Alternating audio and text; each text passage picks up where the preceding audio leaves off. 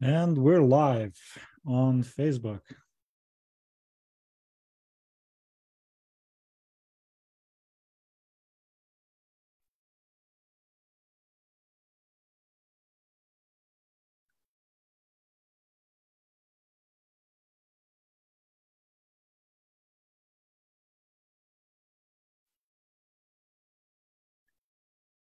How's everybody doing?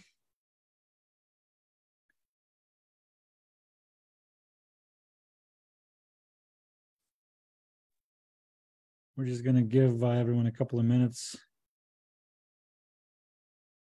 Meanwhile, I'm going to drop the Zoom invite link and drop it in the Facebook comments for those who somehow missed it.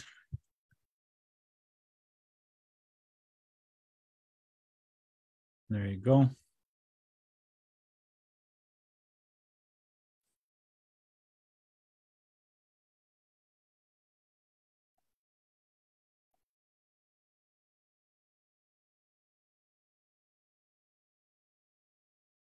So we got Desi, we got Kevin, Alan, Mike. Got some chat going on. Looks like there's a bit of a delay. No problem. Tech is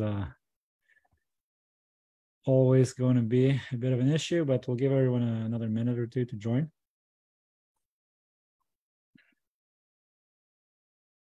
And there's more. There's Craig. All right, awesome. People are just getting the email. Okay. So there's one lesson I learned from last year is that you gotta never stop promoting this, because last year I didn't really email the participants all that much. It was mostly done through Facebook and posts, and it was not as effective as reminding people that what we need to we need to join at a certain time.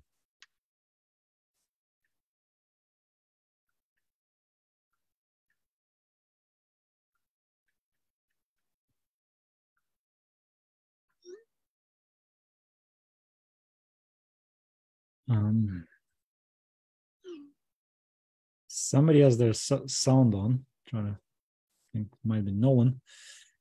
All right, Corey's here. What a game today with Canada. Yeah. I guess some of you guys watched the game today. I was busy prepping for this and doing the normal day-to-day work. Look on Facebook. Welcome. Okay, so we're 3 minutes in. You're going to start rolling. And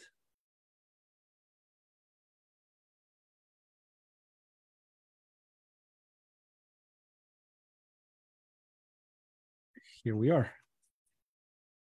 Full screen. So yeah, welcome to Enlisted2Entrepreneur Day 3. Execution today is going to be pretty content heavy. There's a lot of slides. I think I'm going to try to make it not death by PowerPoint, but I really want to give you guys some actionable steps to go away with. And then at the end, Corey is going to bring it home by sharing the specific examples from the Mad Hatter Industries story, how they launched and how they scaled. So kind of similar to what you might have heard in pre-training videos from Nicholas about C4L. And yeah, Nolan says, thanks for making an intro. So yeah, there's already stuff happening behind the scenes. You're welcome, Nolan. I'm already, leveraging my network to help folks in the group out when they come to me with specific questions. So this is what the community is all about.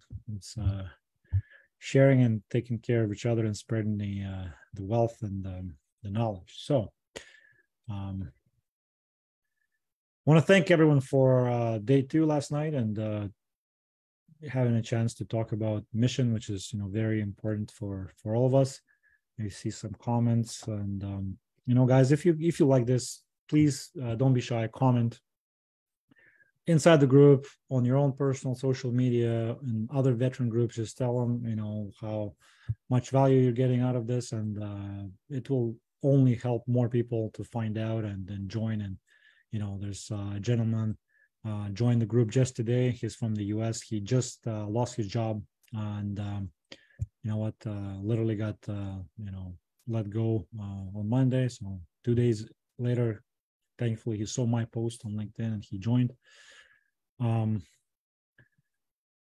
right. There's some comments in the chat. The people are already making connections. So Marcus, he already says thank you for hooking up with Corey and Matt Hatter for a charity event. And then you got other benefits from this. I think I need to start making screenshots of this stuff. Okay.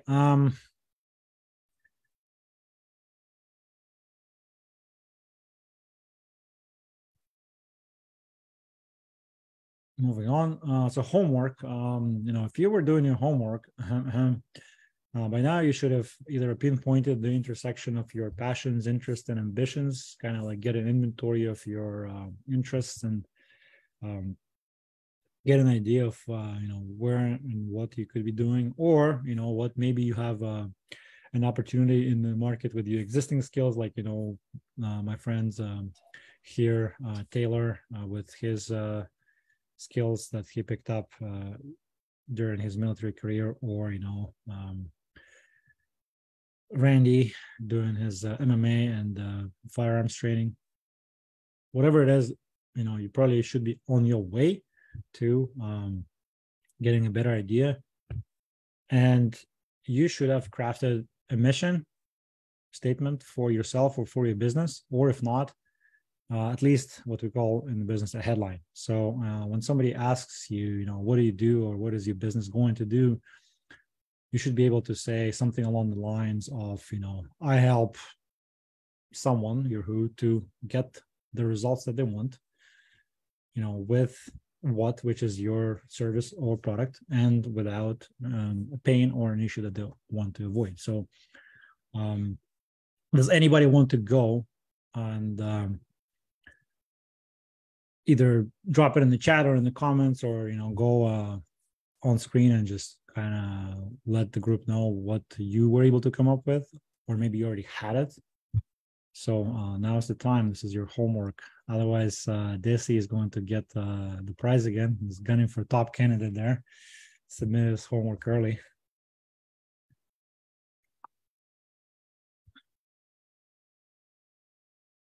Anybody wants to take a crack at it?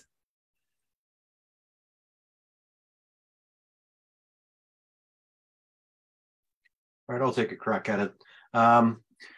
Mission statement for me, basically, because I'm going to real estate. When I was developing my website, I had to come up with some kind of a mission statement or a tagline, and it was, I spent 13 years in the military serving my country. Now it's time for me to serve you. Slogan, mission statement, all one. Yeah, no, I think it's a good start. Definitely, it tells what kind of person you are, and some of the qualities you possess. But I would encourage you to think further about your who. So a much better mission talks about who you serve and not so much you yourself, because that's very common when we start talking, is like we talk about ourselves first, and unfortunately, who's the number one person, your customer or prospect, that they care about? It's themselves, usually. So that's a great start. You're already one step ahead, but I think the next step is to translate into what it is for them that you've done that service, and now you serve them. Like, how does it benefit them? Like, it's going to put you so much farther ahead. But yeah, no, thank you for sharing. Beautiful. So one thing I'm kind of having when it comes to that, one thing I was having a real hard time coming up with is, For my business plan, I'm going to be really focusing on military relocation and so on as a real estate agent. But how do I translate that into general residential sales with, Joe Blow, who's never served in the military? Because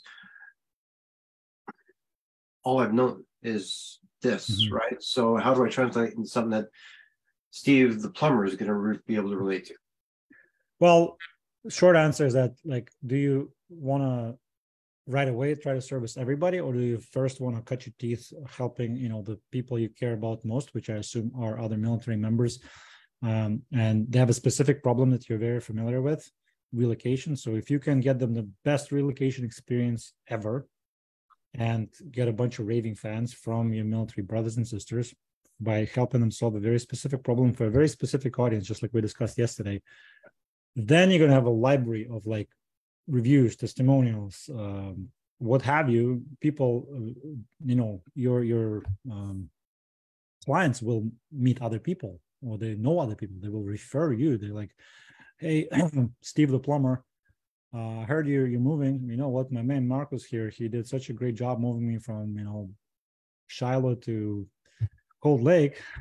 You know what? You should check him out. That's how I think you can do it without right away trying to like say, I do everything for everyone. Like, that's kind of common trap where everybody falls into. It's the PCC client, policy and credit card, that we spoke about yesterday. So if you can afford to focus just on that core demographic and create amazing results for them, so that they become your advocates, they become your salespeople for you by the means of referrals, testimonials, reviews, you almost will have the Steve the plumber halfway in your pocket already. That's kind of my thoughts. Awesome. Thanks for the feedback. Yeah, no problem. That's again like another comment. Usually people kind of have either very, very tight targeting or super broad, and your job is to narrow it down to where it's still a meaningful enough size, but also it's not like, oh, I'm trying to be everything to everyone, because then you're nothing to no one. Anybody else wants to step up and talk about their mission, or at least their draft mission? Because we always have a draft statement before we do the real thing.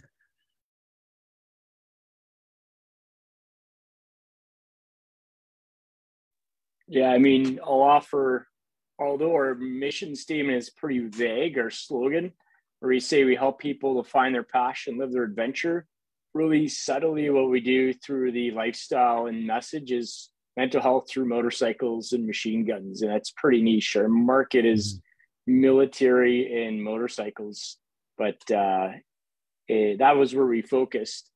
And then, broad-based, it's still an apparel brand that's patriotic, open to all, but our niche is basically in those two areas, in the lifestyle, action, sports, and shooting sort of genre or niche.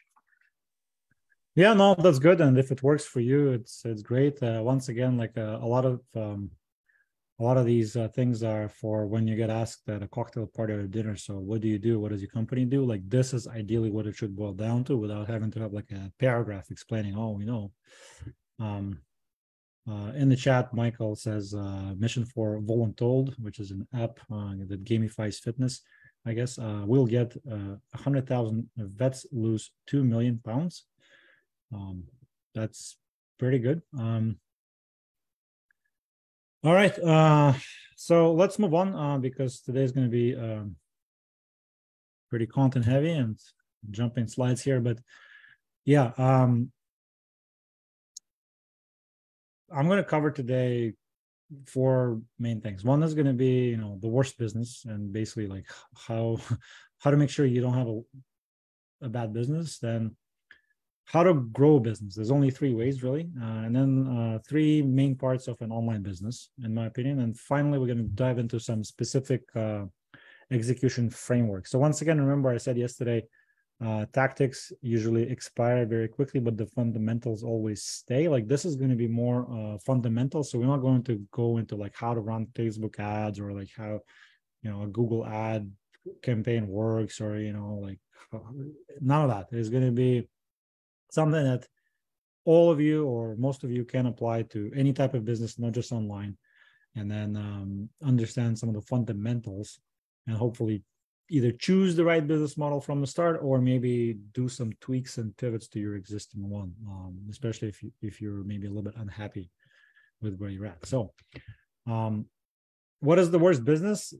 In my opinion, it's when like nobody buys your stuff and your business is dead in the water. Like, it's pretty much a trap, a death trap, if you will. So how do you avoid that? So let's look at some stats.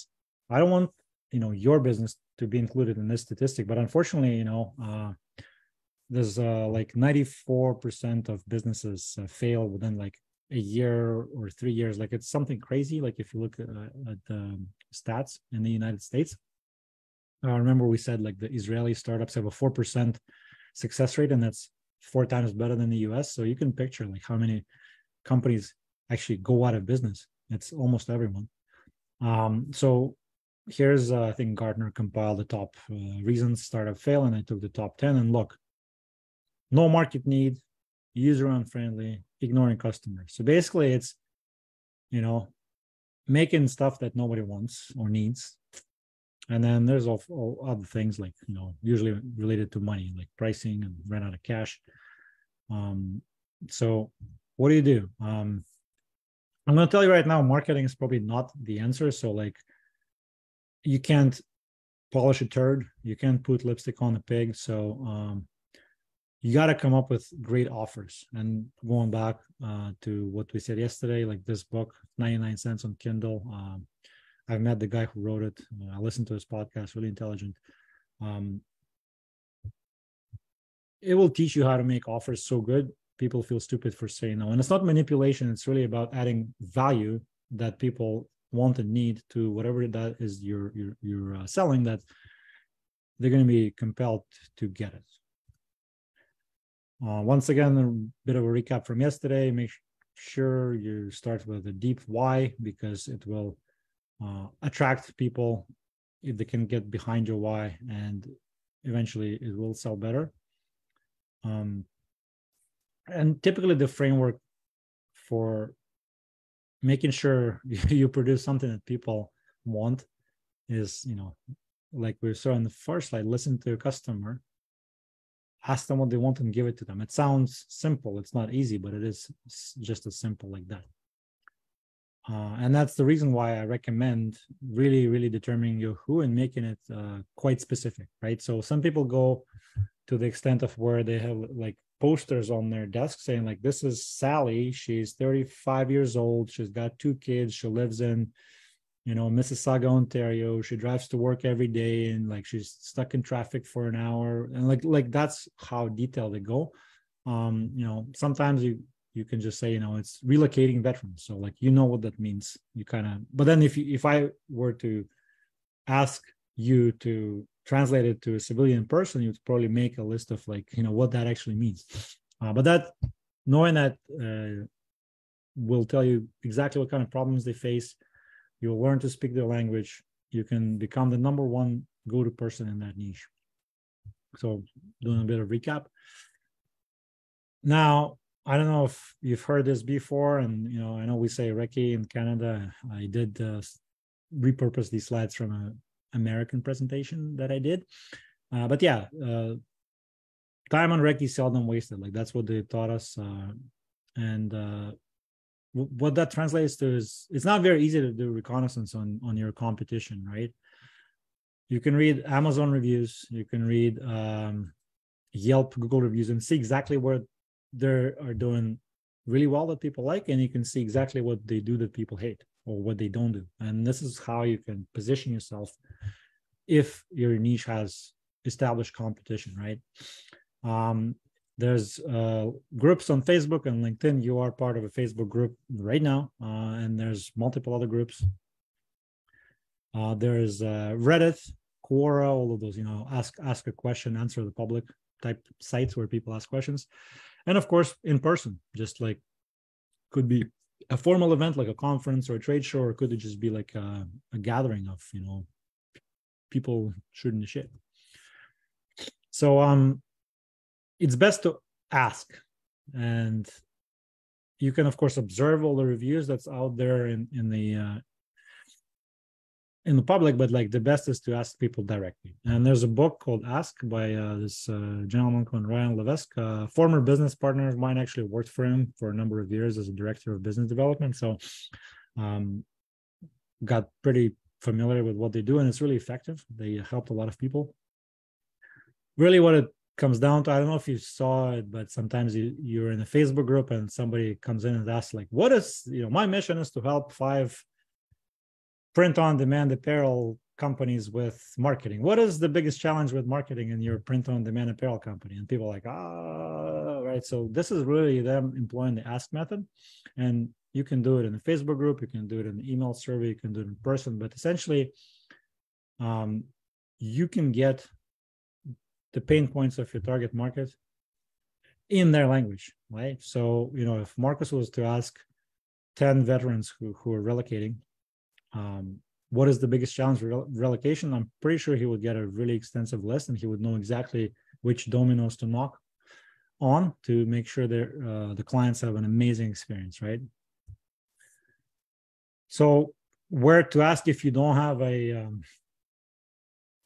focus group. So you can go into social media groups. So, and you can think, it's just for internet marketers. No, like who thought there's going to be groups on Reddit with tens of thousands of people for concrete pouring? Like these are like hardcore, like, construction people who pour concrete all day, and they have like Reddit groups where they discuss shit. Like, isn't that amazing? Or like on Facebook, there's 12,000 members for concrete work. Don't you think they share like their daily, pain points and bitches and complaints every day? I guarantee you.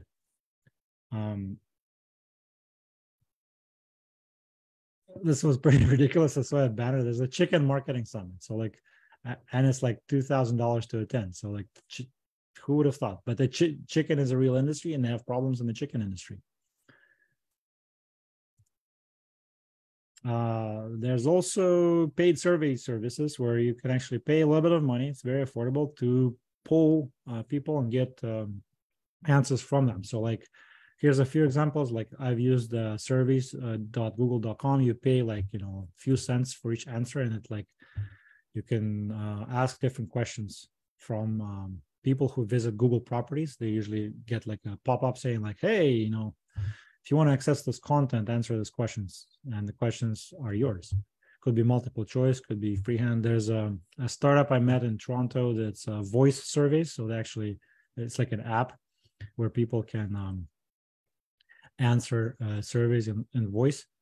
And like PickFu is very popular with Amazon sellers. It's basically like which version of the product you like more, this or that. Like there's a lot of tools out there that allow you to ask people, even if you don't have an audience or a database or a mailing list.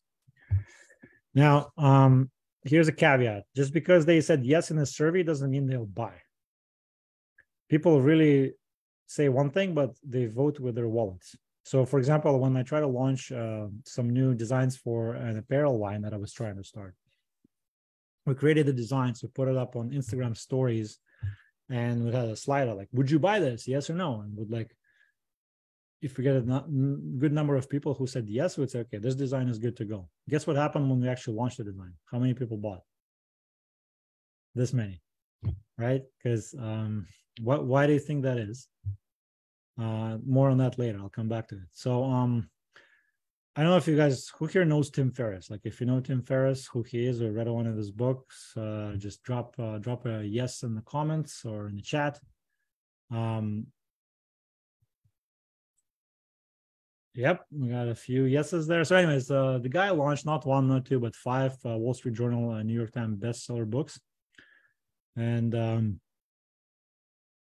actually, his book was instrumental in me actually getting enough courage and quitting my full-time work when I was still hesitating. But anyways,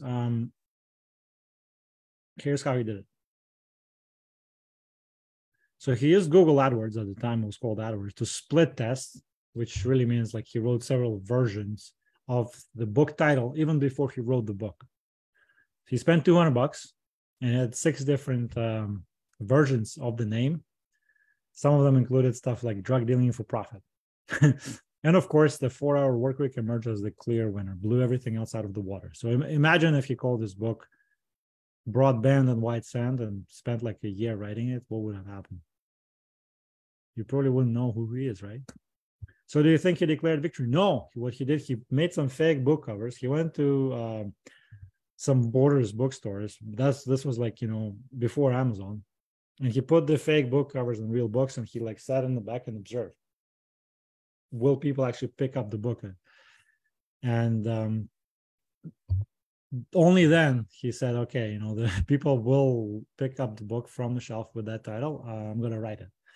That's the concept of pre-sale. So basically, it's a low-risk way of you testing your idea, validating it in the market before you commit time and resources and money into creating it. Like a lot of people fall in that trap, myself included. It's like you create something on a whim or on some, thin market data, and then when you, like in my shirt example, when you actually go to sell it, nobody actually buys it. So customer interviews, wait lists, everything, all the soft ways are okay, but they're not as good as pre-sales. Why? Because of what's called the niceness gap. So remember 2 slides ago, I mentioned that people vote with their wallets differently. It's the niceness gap. Like it's the difference between what people tell you to your face what they think about your idea and the actual number of people to buy. It's also like, friends and family, right? Like they either like really, really hate your idea because they want you to be safe, or like they will say, yeah, no, your idea is great, just to make sure you're comfortable, but it's not what they really think. Another example, so like 2020, I bought a private label supplement company. It was started by 2 guys, and they were doing about $10,000 of sales a month. They couldn't agree who was doing more work, so they decided to split. And long story short, I bought the company from them, expecting that it's going to continue at least at that level, and then I can scale it. Well, guess what? The sales stopped. And I couldn't understand why. And I think what happened is because most of the customers were their buddies buying from them. And as soon as the 2 founders were off the picture, those sales stopped, right? So I basically went to zero and had to start over again. So that's kind of why I think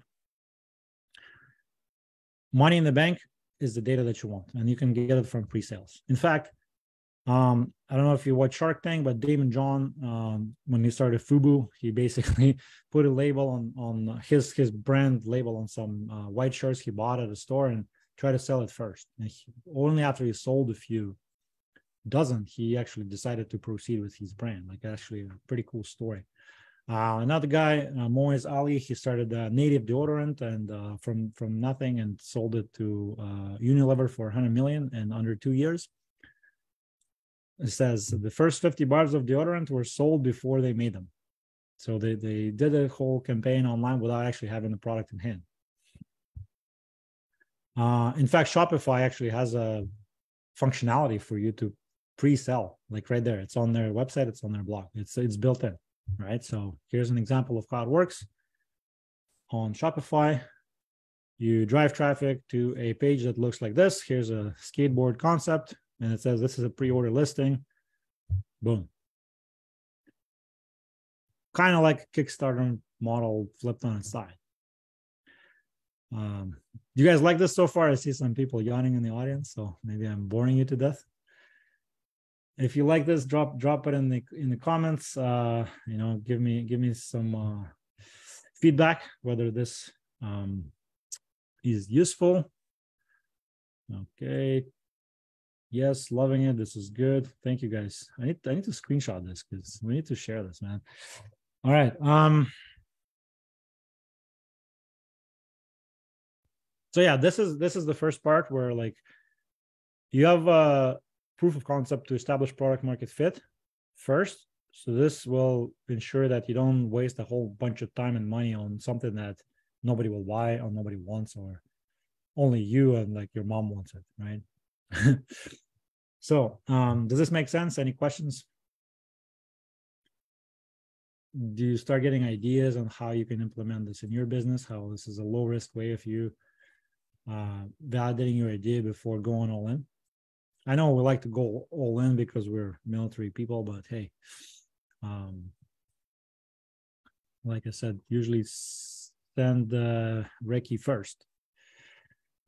Okay, so let's talk about the theory of growing a business. So now you have a proof of concept. You have maybe hopefully like some pre-orders or some money in the bank, or you have a guaranteed belief that this is going to work. Okay, so then there's only three ways to grow a business, and that's any business. It's to get more customers, to get them to buy more from you in a single transaction, and to get them to come back more often and buy again and again and again. And everything else will fall into one of these three buckets, right? So you can say, well, what about referrals? Well, that's getting more customers.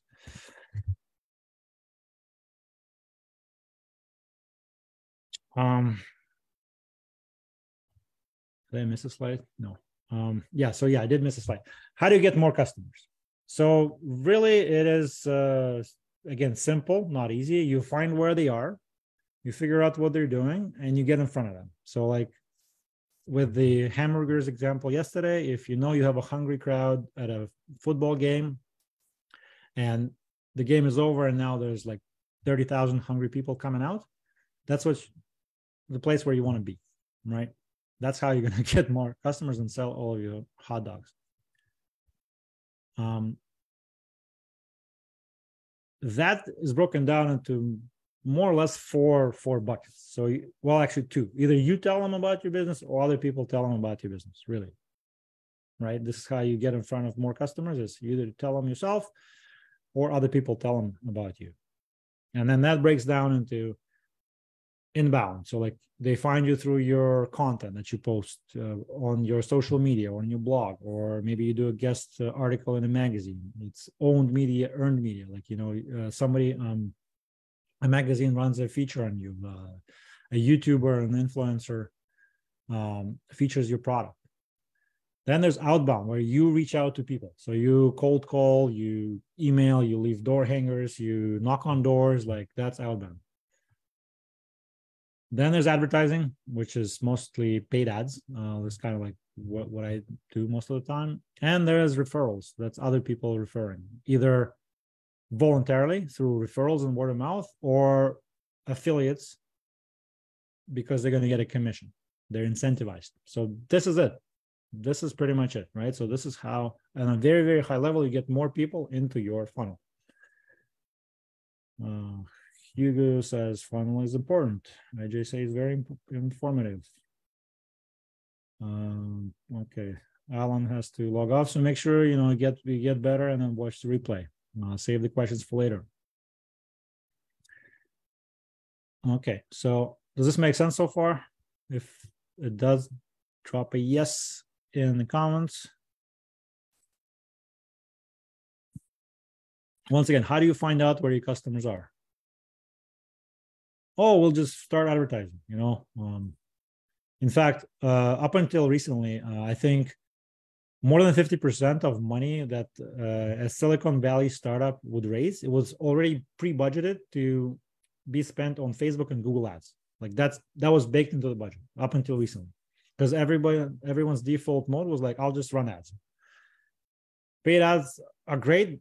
After all, I'm a paid ads guy. Like it's great for me, especially if you hire me and I make a commission and everything. And what I like about them is that they can be launched really fast. And success loves speed, as Tony Robbins says.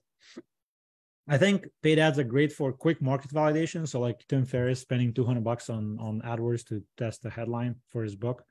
Good.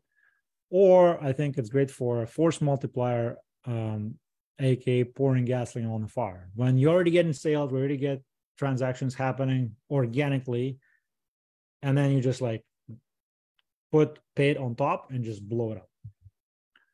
That's kind of like my view on advertising. There's a lot of yeses in the comments. Thank you guys. I'm glad you're loving it. Okay. Very, very quickly, paid advertising. This is like 2020, but like you can see there's a lot out there, and especially if like even I don't do all of it. In the beginning, you can only be really good at one or two channels, and they say, yeah, as you grow, you can become omni-channel. But I mean, it's a lot to buy. I think most people right now are like, if you talk about an average consumer, they're normally on one of these three things though. Like, you know, some sort of a Facebook property, like Facebook, Instagram, WhatsApp, whatever. Google property, like YouTube, google.com search, Gmail, or they're reading some sort of a website that has Google banner ads, AdSense on them. And now, of course, TikTok is, you know, up and coming. But, you know, there's other places where they can be, but these are probably most common ones. So with that said, click costs are on the rise. So you can see some headlines, Forbes, Business Insider, the prices are going up. It's not getting cheaper. So I'm not going to sugarcoat it. Like, ads are becoming challenging, especially now in the recession. Like, even I'm struggling a little bit with ads. Here's an example of full transparency what the ad campaign for this challenge cost. So this is just Facebook ads. We did a little bit on Google and YouTube. That didn't work, so I'm not counting that. But like, I spent you know, $2.5K on over 5 weeks marketing this, and my average cost per lead was, you know, give or take $10 plus, and I was paying $1 a click. And you know, this was kind of pretty hastily put together, and it wasn't like the best work of art, but that's kind of like what it was. So take it for what it is. Ads cost money, and not always is going to be like super effective. But for this challenge, it was honestly pretty effective, in my opinion. Another thing is consumers are now smarter. They are needing more touch points to make a purchasing decision. So like 10 years ago, 15 years ago, when I was starting, I could register a domain yesterday, create a landing page with like no content, just, hey, like click here for a free quote, and run an ad, and I would get leads. In 2022, it doesn't really work that way, because people are more aware. They're like, who from my friends use the service? Is anybody who has a review on it? Anybody can vouch on it? You know what I mean? Like, they're gonna Google your name. They're gonna look for you on Instagram. Like, do you have a social media presence? Like, where are you? So like, if you go onto my YouTube channel, I have a bunch of different audits that I do, like little 5-minute videos. A lot of websites, they lack that kind of like trustworthiness factor, and consumers are heavily basing their decision on social proof. So like, their friends' recommendations. Remember day one, we saw the famous hashtag TikTok made me buy it. I mean, it's a real thing. Consumer preferences are shifting. Their way they consume content is shifting. The way they buy is shifting.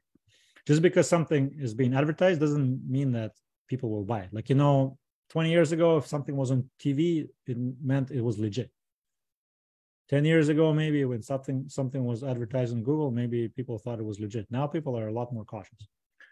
And another reason why social proof is so powerful is Amazon is actually policing sellers trying to influence their reviews, because it's like the number one way they can you know, ensure success of a product on Amazon is through reviews. So Amazon it's a lifeline. Corey, you had your hand up. You want to quickly add something or ask something? Yeah, sorry, I just went off camera for a bit. I had to grab the baby, but in terms of advertisement, I just wanted to talk about how complex it's become, partly because of the Apple rights for the privacy privileges that have recently changed. And then there's a 3-part series to every ad. You make somebody aware of what it is that your company's about or your product that you're selling. You want to engage with them and ultimately convert. So there's 3 stages that continuously go. And in the past, we've worked with ad agencies, we've run our own, and it doesn't just always happen like that. It doesn't click and engage or convert. So it can be frustrating, but it actually is working in the background. You can think that nothing's happening, it's not working. And in fact, it's just taking a long time. Consumers, as you said, are a lot more aware with the e-commerce boom. There's a lot more difference in terms of variety and opportunity for people to pick and choose what they support and what they buy. And then sometimes it takes just a long time for them to finally engage in it. And of course, we're dealing in an unusual circumstance with the economy the way it is. So there's lost revenue in all areas. Ad spend's down. I think that's also an advantage for small entrepreneurs like ourselves. With the hammering Meta has had, you're getting much better click engagement and revenue return on investment with the way things are going for the advertisements now. So it's a good time to invest, but it may not always happen right away. So you just got to be patient. And I apologize for the background here, just balancing many things here. No, man, like it actually shows you're super committed to the cause. Like, you're just here and taking care of the family and of the brotherhood. But yeah, no, yeah, thank you for that. I think it's a great point. Definitely, I mean, I'm not saying advertising doesn't work. I'm just saying there's like it's not as simple as it used to be. I just like I'll advertise something and it's guaranteed to bring me customers. No, like there's a little bit of efforts, and you're gonna see how it comes into play later. Like, how do you combat this? Is I used to be completely like 100% paid, like organic is a waste of time. It's too slow. It's too time consuming. It's stupid. It's boring, blah, blah, blah. I don't like being on camera, you name it. Now I'm changing my mind just from my own experience and also observing what the thought leaders in the industry are doing. A lot of people are all in on organic. And by organic, I mean like where you don't pay money to advertise. It's like putting the content out, to publishing videos, writing stuff. And another thing is leveraging the power of communities. Remember, like social selling is a thing now. People look at their peers for recommendations. This is what communities are for, right? Like a lot of times when my wife is looking for something like a new hairdresser or a nail salon, she doesn't go on Google. She doesn't go on like anything. She goes into like female groups for Toronto and says like, who can recommend a hairstylist that does this and that? That's the shopping behavior. So if you're not in that community, or your ambassadors are not in that community, you're going to miss on that sale, right? Even if you advertise, most likely.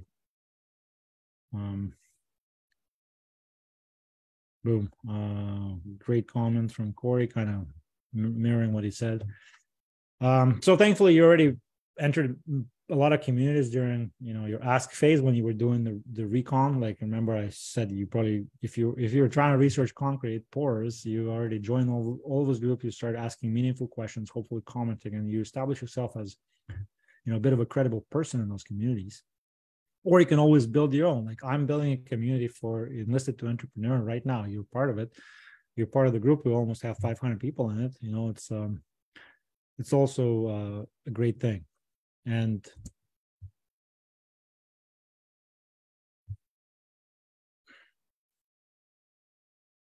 we're already great at this. I'm sorry, my slides are a little slow. Veterans are already great at building communities. Like, starting all the way to like having the mess and the smoke pit and all of the different associations and hobby clubs and the regiment and bases. And now we have that online. We have the army.ca forums that I was a member of since 2000. We have Creative Veteran Marketplace, 40,000 members. We have the TCBG on Instagram and a few others. And,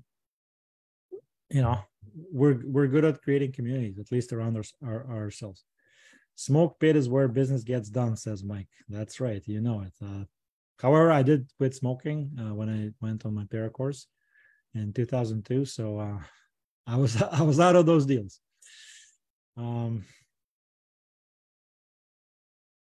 Yeah, so negative reviews, just got to watch out. So one negative review can destroy your reputation. That's right. Okay, so with the community, very quickly, could be a Facebook group, social media page, email list.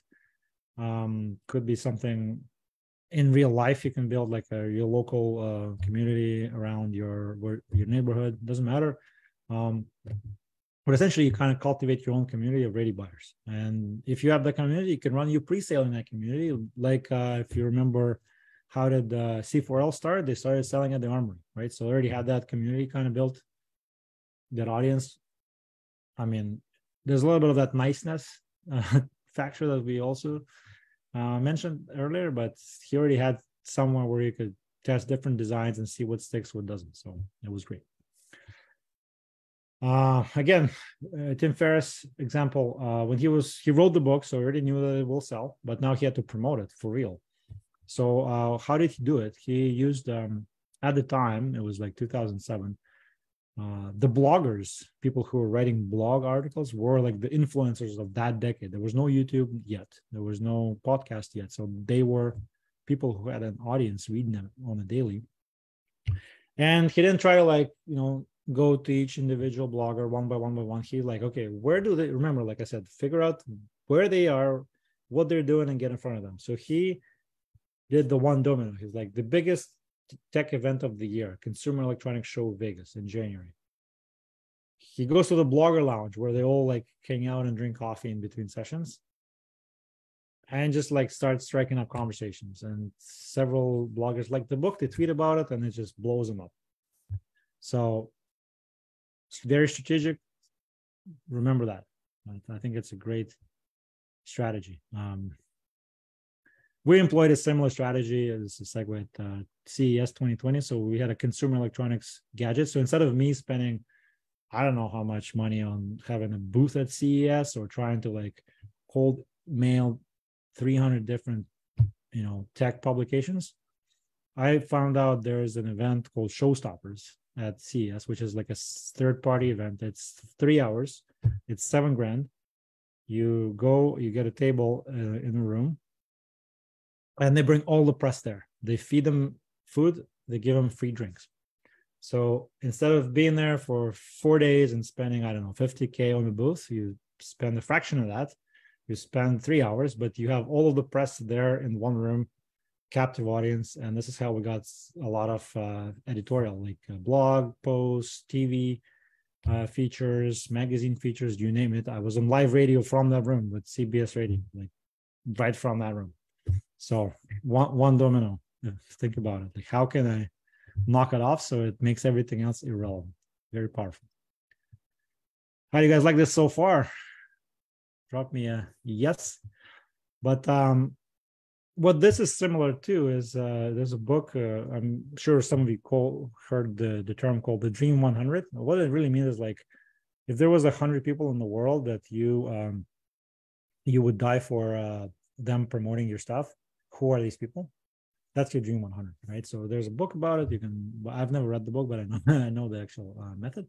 So essentially, figure out who has the audience you want. So bloggers for Tim Ferriss, media for my electronics gadget, and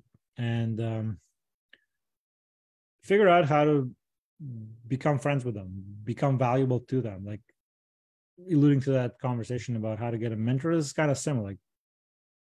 You need them more than need you. So how can you make them need you? So it could be influencers, PR and media, other businesses who are not in direct competition with you, but they have the same audience. So let's say in the fitness space, let's say if you have a nutritional product, maybe personal trainers who don't have their own supplement line, perfect Dream 100 for you. Stuff like that. Strategic partnerships, basically. Who can you partner with that can help you promote your stuff? And it's a win-win. Some conversation in the comments about the positive reviews and their importance. And yeah, you will get a negative review once in a while. Don't beat yourself up on it. Learn from the mistake, fix it, try to do the best you can. Acknowledge it, apologize, don't try to delete it. Yeah, it's definitely a strategy for that. Okay. What is the second worst business, in my opinion? It's a business where you constantly have to hunt for new customers. You only sell one thing to a person once and they never come back. So think back of the 3 ways to grow a business. get more customers, get them to buy more, and get them to come back again and again and again. So you remove 2 out of 3 from that equation, and you have a second worst business, in my opinion. I mean, there are probably businesses that operate that way quite successfully, selling one thing to one person only once. I don't know, maybe like a roof replacement business. Like chances are you're probably going to do it once in somebody's lifetime, but you're going to make $30,000, $40,000, $50,000 potentially. But maybe they switch houses and then they become your client again. So I was trying to come up with a good example of a business like that, but I can only come up with my own business. So that same gadget that we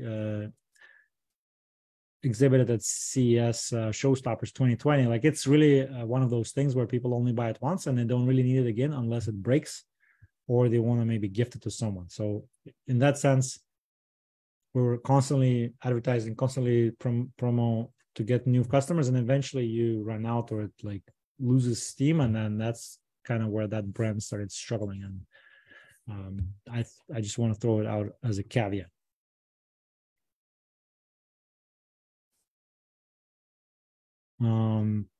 Yes, some comments about influencers. Influencers are great for marketing in these times.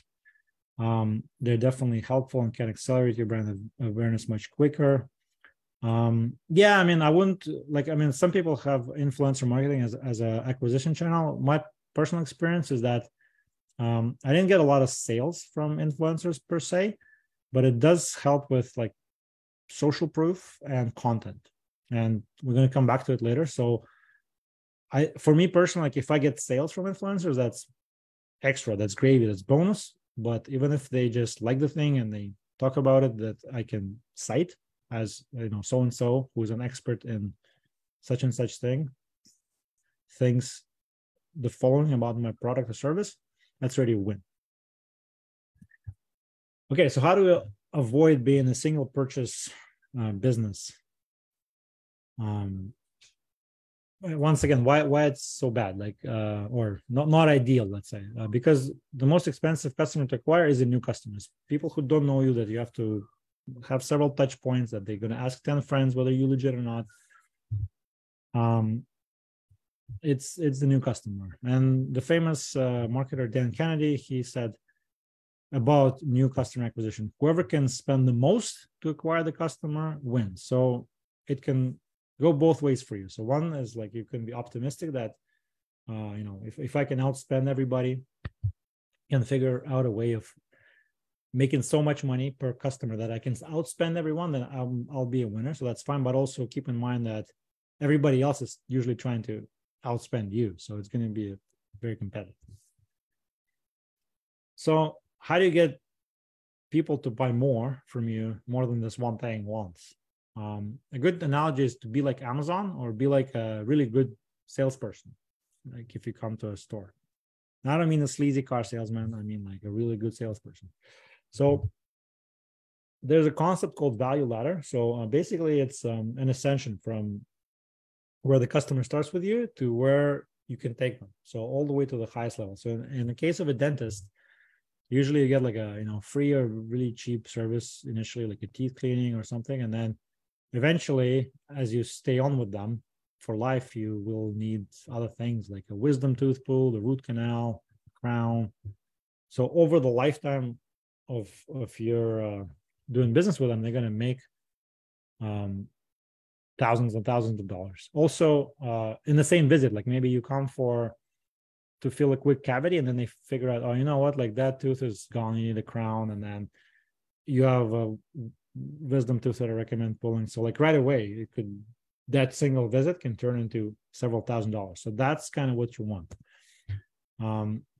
In Amazon example, you see this frequently bought together. A lot of people still don't do it on their stores, but essentially it's like, if this was me buying some equipment for my video team at the time. So I was buying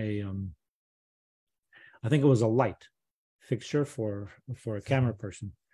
So they said, well, if you're buying a light, you're going to need this, you're going to need that, and you're going to need that. Like a good salesperson would do that as well.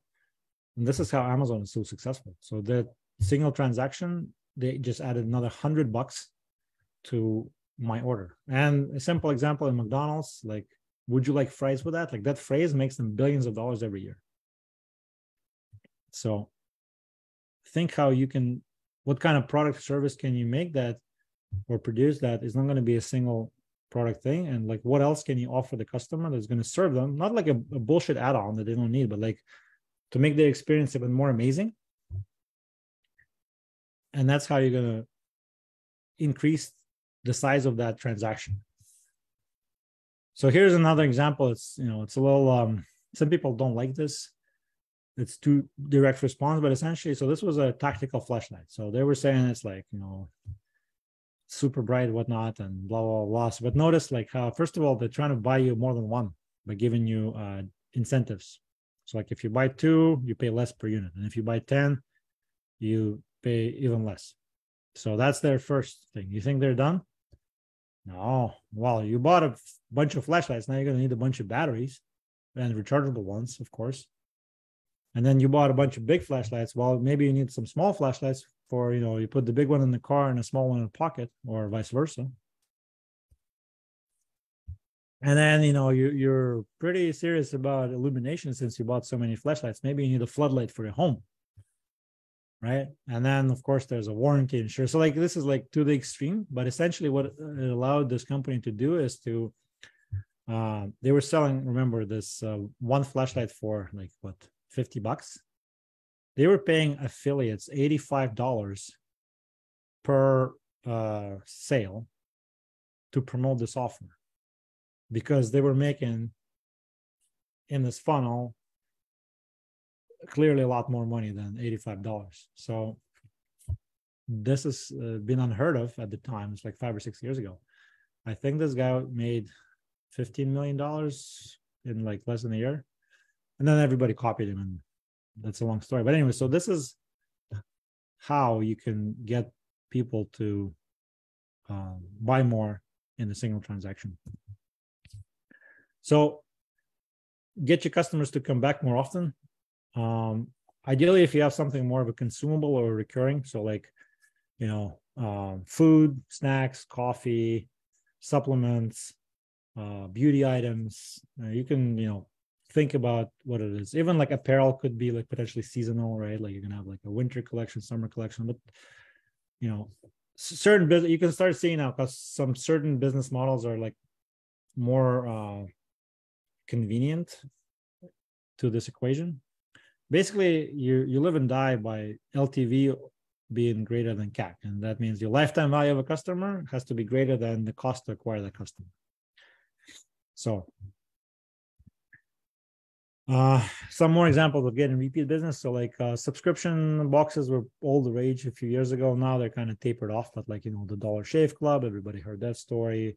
Bark Box, pet food subscription, supplements, beauty. They can be on subscription. If people like it, they'll just come back and reorder when they run out. Detergent, soap, toothpaste, whatever. If it's a non-physical good, it could be something like a newsletter or a membership association. Those are great for recurring income. And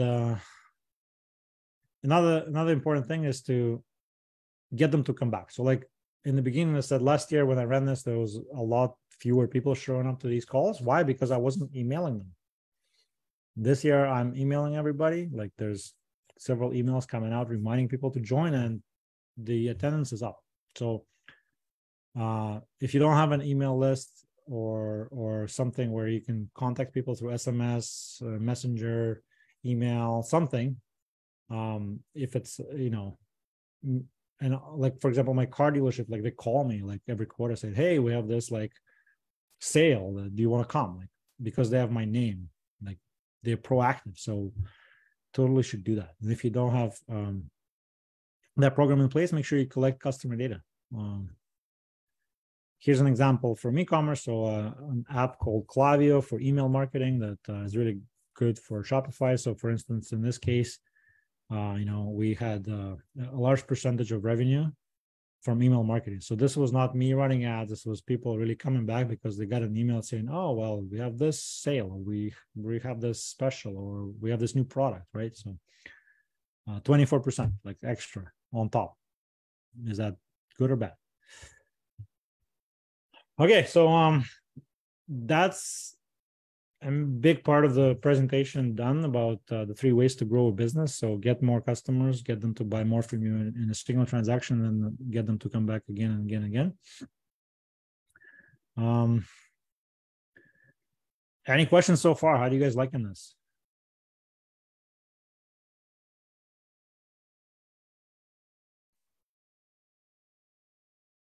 Great content, very informative. Yeah, thank you. I'm glad you like it. Very quickly about specifically online business. If you dissect any online business, there's usually 3 parts. So one is like the offer, is like the thing or the service that you actually sell. Then the delivery vehicle of basically how you present it to the customer. And then the customers are what's called traffic. It's all the clicks and visitors to where you present your offer, to your delivery vehicle. So, yeah, Corey says Clavio is great. Another veteran business owner. They make additional 10K in sales just through the e-marketing campaigns. Yeah, awesome. Yeah, I mean, it's just customer reactivation, just using your own existing customers, reminding them that you exist, giving them specials, and not just sale promo, just give them useful content, some new developments about yourself, your life, your company. Like keep them entertained and educated, not just sell, because that's a good way to burn the list. So very quickly about the online business. Usually I would like come up with an offer first, then I would figure out how I would like present it, then like where I would advertise it. I think oftentimes it makes sense to do it in reverse order. Think, what are my strengths? Like, for example, I'm good at Google ads, so not as good with social ads, let's say. So therefore I'm going to be thinking about what things can I do that people are actively searching for, versus if, say, I was great on like camera and like TikTok guy, and there will be something for younger demographic that they don't actively search for. It's more of an interruption, like, oh, this thing's cool, let me try it. So completely different train of thought. So that's something I'm still learning. Sometimes is you have to think with the end in mind, right? Like, where is this thing going to be promoted based on my my strength? So maybe it's confusing for you, but I just wanted to throw it out there. Some more chat comments. I've had some companies become belligerent with their follow-up emails that would get an immediate unsubscribe. So yeah, that's what I said. Like, if you actually are just promo, buy my shit, acquire my shit, purchase my shit, give me money for my shit. Like, no, that's gonna eventually piss people off. But if you are like a big, educated, entertaining, useful, shareable content in between the sales, then people will want to stay on your list, right? Give, ask strategy. Yeah. So I think there's a book by Gary Vee. I didn't read it, but I heard the title is called Jab, Jab, Jab, Right Hook. If you're a boxer, you understand what that means. So it's the same thing. You give, and then you ask. That's a good way to establish rapport and not burn your list. Funny, like, there's a couple of people that unsubscribed from my list already for Enlisted2Entrepreneur. For me, just simply reminding that there's a live free training every night. But hey, okay.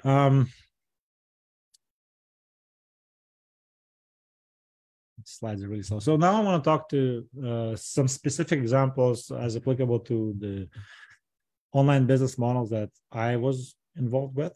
So namely agency, affiliate, and e-commerce. So we did say there's multiple other business models, or business models where online component is like a bolt-on on top to attract customers into your brick and mortar or whatnot. But essentially, bear with me, and I hope this makes sense. So an agency, or you're a service provider. So it could be an accounting agency, it could be a design agency, it could be an engineering company, for all you know. Like, it could be even like maybe your firearms training. Like, you can think of that as an agency in a way. essentially you nail down your ideal client avatar and your offer, like how amazing you're going to make your offer. Then you just need to sell the service, remembering some of the principles that we discussed earlier, how to get more customers and get in front of them. And then you got to fulfill the service. So back to what we discussed yesterday is that if your fulfillment slips and you just sell, eventually you're going to get a bad rap, right? And we just touched on it today with the negative comment thing. How do you get traffic to sell a service? So it could be in person. And even though this is like online marketing, but for me, a number one source for new clients, believe it or not, was from in-person interaction so far. Like maybe I'm too old school, but it's always through networking, trade shows, conventions, conferences, etc. Then there's cold outreach. So, you can email, direct message people, cold call. You can post valuable content inside of the groups and forums to position yourself as an authority. So, if you're a concrete pro, you go into those concrete pouring groups and you become the go-to guy for concrete, right? For some soft services, there's some freelancing sites, like, if you're a designer, so you can post your gig on Fiverr, 99 Designs, Upwork, and other specialized freelancer sites that are like marketplaces for services like yours. You can straight up run ads to your agency saying like, hey, like this is what I do, hire me, or lead through a content strategy, like just run ads to case studies about your success stories, and then follow up later through email or whatnot. A big one is JVs and referrals with other service providers. So like I said earlier with your Dream 100 strategy. So like, for example, I heard a podcast of this very successful marketing agency guy that basically piggybacked on top of a design agency. So like the design agency would make really great websites, and then the client would be like, well, now I have a website, now I have to advertise it. And the web design agency didn't know a thing about advertising. So they paired up an ad guy, and now the web design agency does websites and the ad guy does ads. Win-win, right? So how can you do it in your business? That's your job to figure out. There are some great email marketing chatter in the comments. Okay, we're gonna get to it at the end. I'm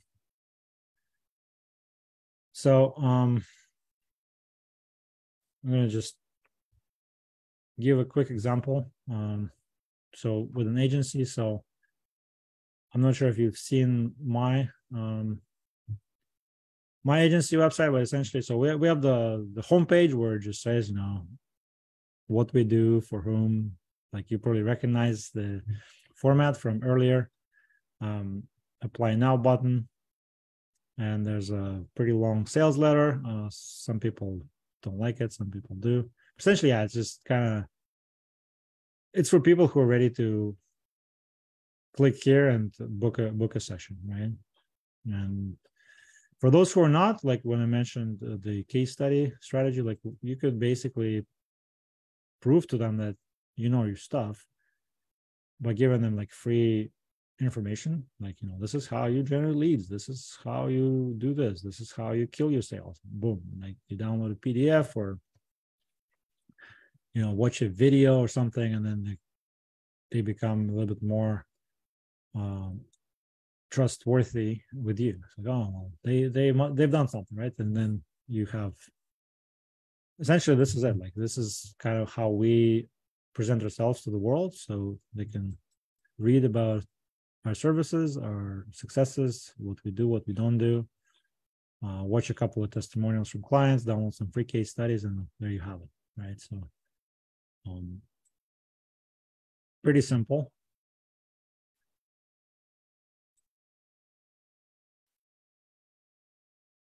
Okay, so affiliate marketing, as a reminder, you essentially are marketing other people's services and products, and you're getting usually a commission or revenue share or a bounty per results that you generate. So it could be a sale, could be a lead, could be a download, app install, whatever. So you don't have to worry about creating the product per se. You don't have to worry about fulfilling the product, but you have to get people to the product, and you got to get them to convert, which means to take action, right? So there's a couple of approaches to it. So one is a more strategic. So believe it or not, like some of the biggest websites on the internet, they are actually affiliates or called super affiliates. So like Wirecutter is a review site. They review gadgets, was sold to CNN for $100 million. All it was in the beginning is a few guys buying stuff on Amazon, dissecting it, reviewing it, and then posting affiliate links to Amazon affiliate program. So when people read the review, they're like, oh, I think I want to buy this phone case because these guys reviewed it. They click the link and they get a commission. NerdWallet, that talks about different credit cards and bank accounts and this and that. They're essentially a giant affiliate, getting a commission when somebody signs up for that credit card from that bank based on their review. And of course, now the social YouTubers, TikTokers, influencers, a lot of them, when they promote a product, it says paid promotion. And these people have built an audience. Essentially, they play the game long enough, they put content out to build an audience, and then now with that audience, they can do whatever they want. Just like Jocko on day one, I said, now he can sell whatever the hell he wants, his stuff or somebody else's stuff. He's such a big audience, it's a strong personal brand. So you can play that game, or you can be more tactical and short term. So it's kind of like see an opportunity here or a trend there. You build a quick site together, put a quick funnel, get a bunch of traffic really quickly, and then rinse and repeat. So here's an example. This guy on Instagram, he's got a paid partnership with this Kydex holster. He's got a bit of a following on Instagram that he built. Now whatever amount of holsters he sells through posts like this, he's going to get a commission. And he promotes other products. So he can promote a watch, a tactical ring, whatever. So like pretty simple, like army example of an affiliate. Bestreviews.com, another review site, monetized through Amazon affiliate links. They sold a few years ago for $200 million. Because they had so much traffic, right? They did a lot of things right, a lot of content, a lot of SEO. But anyway, so this is the affiliate model. You don't have to own all of the products that are on bestreviews.com to make $200 million payday. I actually met the founder online through an online, he's got a VC fund now, he's an investor. Anyways. Okay, how do you get traffic as an affiliate? So you either get it for free or you pay for it. How do you get it for free? Mostly it's through your content or somebody else's content. So you either partner up with somebody who has an audience, think back to Dream 100 and figure out a win-win, or you build your own. And that's going to take some time, but no one can really take it away from you. That's the good thing. Or you can run ads like what I used to do. Run ads on Google, Facebook, TikTok, whatever. And you basically arbitraging clicks. Like your job is to buy a click on Facebook or Google or whatever cheaper than what is going to earn you being sent to that affiliate program. That's in a nutshell the model. Remember, the process is simple, not easy, but simple. You find where the customers are, figure out what they're doing, and get in front of them. Here's some simple ads for like an affiliate promoting, let's say, a loan or a game offer. Like you probably see these ads all the time.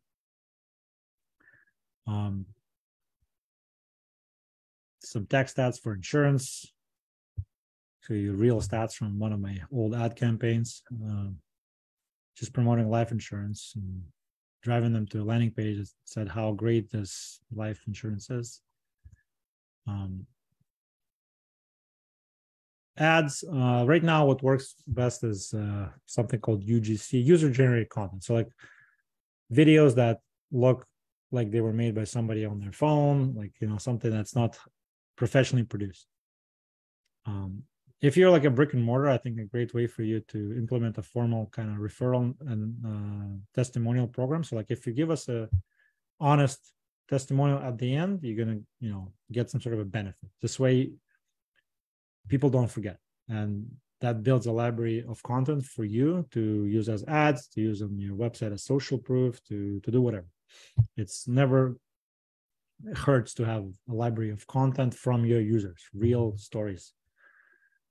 Once again, your Dream 100 and influencers and content creators are great for this content, like, because they're going to review your stuff, they're going to do testimonials, they can do a how-to unboxing, whatever. It is great. And then if you get permission from them, you can use it in paid ads. Like, you can use it many different ways. It's the number one thing that works right now, because it looks like it's made by real people for real people. And some brands are trying to game the system, but don't be it. There's a TikTok marketplace, actually, TikTokers that actually are on the marketplace. You can pay them to review your products, do a funny video with them, whatever they do best. You don't have to worry about it yourself. So if you're shy or you're not creative, or there's no excuse. There's people who do this for a living, day in and day out. It's not going to cost a lot, even if you pay them. Some of them will do it for free if they're starting out. Or they like you, or they like your mission, they like your why. Like, there's many different ways, but that's a hack or a good way of you not having to be the person on TikTok doing these videos, unless you want to, because some people are great. What is working really, really well right now are short form videos, those, TikTok style, Instagram Reels, YouTube Shorts. It's just crazy how well it works above everything else this year. So if you're not doing it, do it now. Who here got into this challenge because you saw one of these two videos or a variation thereof? Just drop me in the comments or in the chat and say which one.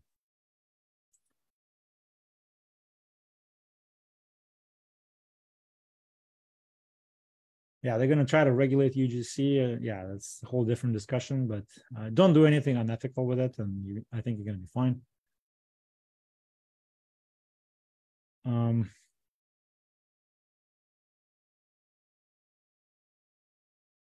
So nobody got here because they saw my ad. Come on, everybody got here through a referral or an invitation. Okay, Jessica Knox says I saw Dave's. Anybody seen me? No.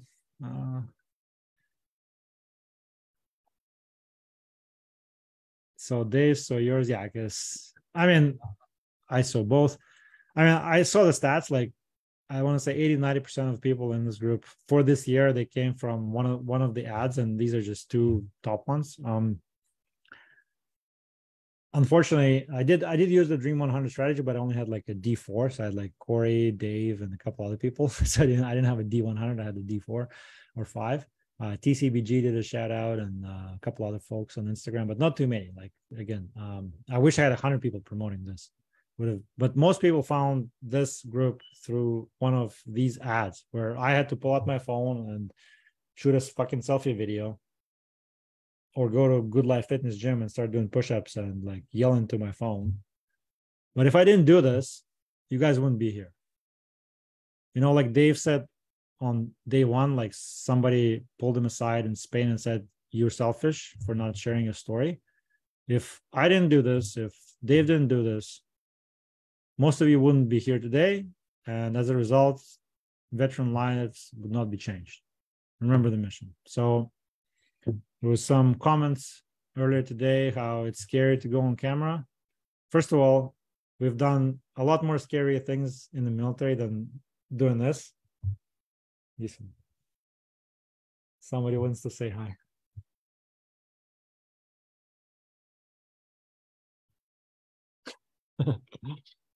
Yeah, so this is it. Like, I mean, I'm not the best at it. Like, I only shot 2 or 3 videos. Dave said his business mentor made him do 30 for 30 days, whatever it is. But no, like, guys, come on. This is what works. It's not that scary. It's fun, and you just being yourself, being authentic. And again, if you don't do it, think about what would happen if you don't.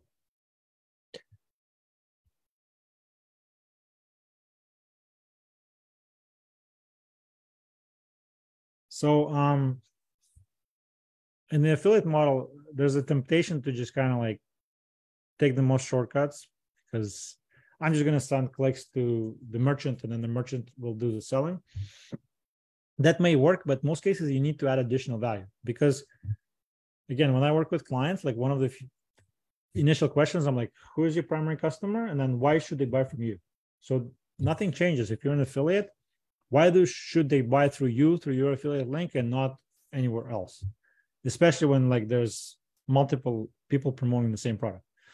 So usually people do it through adding some sort of value. It could be a really creative marketing angle or a copy. So if you were in the group earlier, I offered a case study for a $2 million e-commerce study where we used the unique angle to promote the same product everybody else was promoting. And we made an extra $2 million in revenue just using a different marketing angle. Could be adding valuable content. So those content sites sold for $100 to $200 million.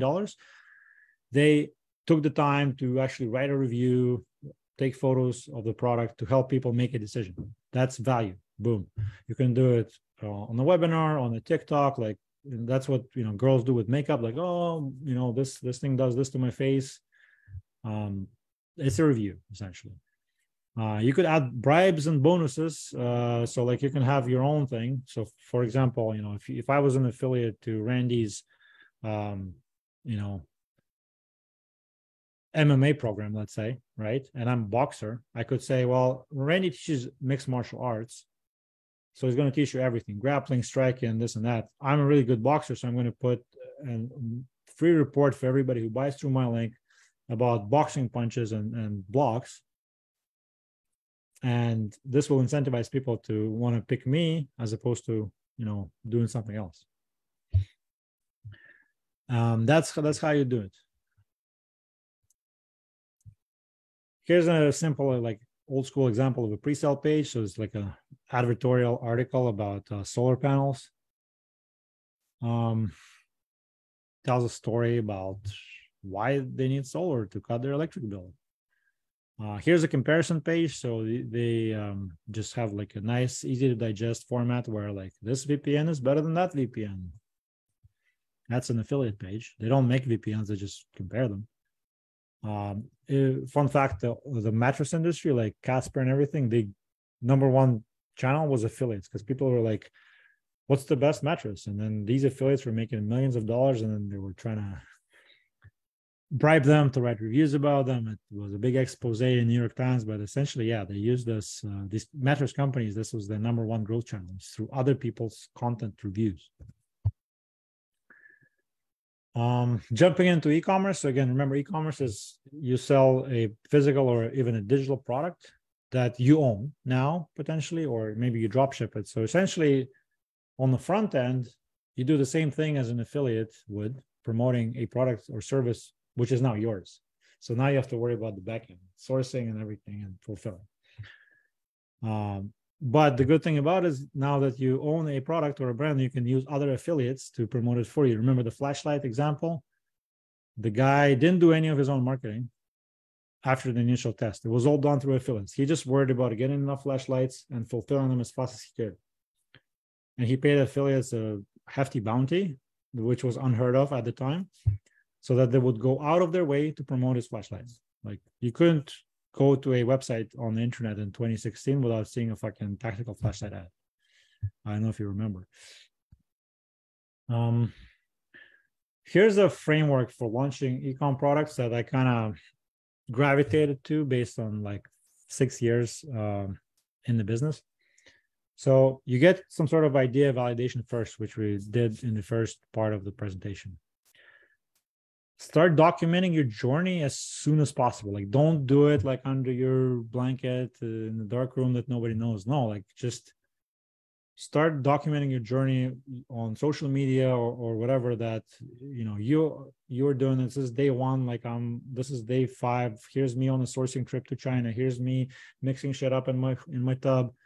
People love that behind the scenes content, and it shows that you are real, right? So like Corey, I don't know if you post stuff about like you printing like in your workshop or not, but like that kind of stuff, especially early on, I think people love the underdogs. Like They see that this shirt is not made in some factory in China. It's actually made in Canada by like real veterans with like, you know, their sleeves rolled up. And you build a community around it. So like, you know, you are in a community right now. Think about how you can apply that to your business or the business that you start. Like, and you'd be surprised like how you can build a community around some things that like you don't think you can. But like if there's a concrete pourers community that's 12,000 people on Facebook, like, or a chicken marketing summit, like it's people coming together, hundreds of them, about talking about chicken market. Build the Dream 100 list early on, and then get them to try your stuff. Either you do it if it's a service for free or low cost, or if it's a physical product, send them a gift. Like Quest nutrition bars sold for $1 billion. Tom Bilyeu made them in his tub in his kitchen, but he made a giant list of all the fitness trainers and influencers and bodybuilders, and he sent them samples of Quest bars to get their feedback and to get it off the ground. And then he sold the company for $1 billion. So then they if they like your stuff, they will promote you, most likely for free, or maybe as an affiliate, offer them an affiliate commission. But now you kind of have your ambassadors out there to help you promote, and you use reviews and testimonials in your own marketing. So that's kind of the playbook for D2C e-com right now at a very, very high level. And once you get that rolling, then you can add more traffic. So you can add affiliates, influencers, online ads. You can then put your stuff on marketplaces like Amazon, Walmart Marketplace, Target Marketplace, Best Buy Marketplace. It's essentially an e-commerce extension of the big box brand. Again, referrals with other service providers. So that, remember that win-win relationship that I spoke about. Think how somebody else can promote you and win. And then in-person events, trade shows, like Corey and I met at a trade show in September. He had a booth, we had a booth. And of course, don't forget traditional media and PR. So like we had a few, for my consumer electronics brand, we had a few mentions in traditional print magazines. So like, for example, a magazine that had a circulation of 500,000, it brought us about $150,000 in sales in 1 month. I think not too shabby for a one-page review for free, because the guy was a veteran, by the way, U.S. Marine Corps and then Blackwater. It was, remember, day one, don't be shy, don't be afraid to use this in your advantage. It works. And just like with the affiliate marketing, you can still add value on top of your thing. Like even if you sell this mug, right? Like, you know, think about how else you can think like as an affiliate. If you were an affiliate for your own product, how much more value can you add on the front end? Again, could be creative marketing and angles, could be valuable content. Like you can have a comparison, your own comparison site, comparing your product against the competition. So you helping people make a decision and be objective. Don't be biased. You can run a challenge. So you are, by the way, newsflash, you are in the challenge right now. I just read a case study where this lady, she had a water bottle brand that she sold for $10 million. And it was built through 30-day hydration challenges. Literally like what we were doing this week, like watch how it all unfolded from the moment you saw the ad to what's going to happen later. But essentially for 30 days, she was giving people a chance to start hydrating themselves properly, and to this, you know, leads to many other health benefits. It was a health challenge. It was nothing about the water bottle, but in the end, people loved her and her brand so much that they naturally bought their water bottles in the end, and to the tune of $10 million paycheck. And again, bonuses, reports, free bonuses or physical bonuses. So like, for example, let's say you sell makeup, high-end makeup, let's say costs like, you know, whatever, $80 a jar. What prevents you from getting a nice looking brush, application brush on like from China that's going to cost you 50 cents, but it's nice and non-toxic and everything, but it looks like it costs $20. So you can say, well, if you buy this jar, you get this free brush, value $20. But for you, it's like 50 extra cents. But those kinds of things, they work great. Or what if same, like your beauty brand, and then you go and you ask like 10 most beautiful influencers on Instagram what's their beauty routine in the morning, and you make a video or a PDF and you give it away for free. Wouldn't that be super powerful? So things like that, they just amplify your offer so much. And of course, for e-commerce, there's two ways to do it. You do it either through a marketplace like Amazon or your own. And then once you grow big enough, you probably will be on both. So like I was forced to go on Amazon simply because people would see my ads on Facebook or Google, and then they would go over to Amazon because they have Prime and search for my brand there. And if I wasn't on Amazon, the sale would go to my competitor. So I was forced to go on Amazon. So eventually you end up there, but when you're starting, you probably just pick one. And then if it's your own funnel, you pick something popular like Shopify, WooCommerce, ClickFunnels, whatever. Don't be fancy. Just use a nice theme, good photography, great photos, videos, lots of social proof, and make sure your offer is great. And you know what? Once you have great creatives, lots of those user generated photos, videos, your own selfie videos, like founder story, like make it humorous, make it fun. It's going to outsell your competition left, right, and center. So that's kind of the playbook for e-com. I don't know if you want to go through an example. I wanted to bring up another veteran-owned company, Arrowhead Coffee. Like I think they have a pretty good website. If you guys want me to do a quick 2-minute dive on their website, just drop me a yes. If no, we can just bypass it.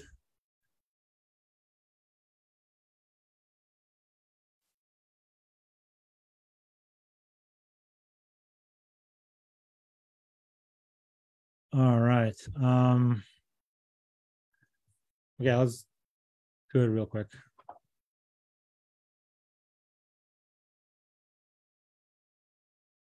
Yeah, so I've seen them over the years evolve a lot, but like look, there's this like lifestyle photo of a couple having a good time outdoors, and it immediately has this warm fuzzy feeling.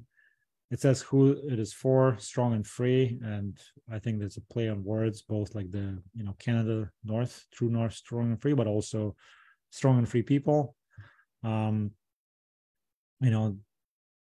Veteran giving back already, and then very nice professional photography.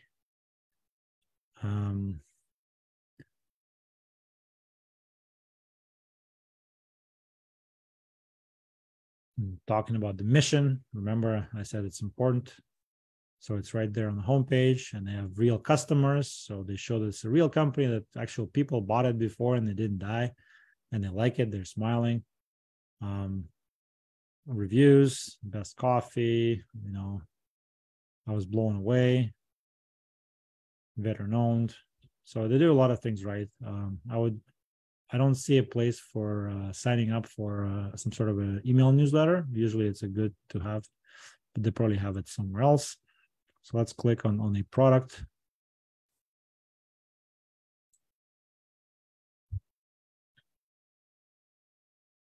And again, thing like coffee, like it's just beans, man. But like what sells the coffee is the brand and who is for strong and free, or for special operators, veterans. Like there's many different coffee brands you can buy, but people will choose this most likely not because of the taste or anything else, but it's probably because of who they are, what they stand for, and what their mission is.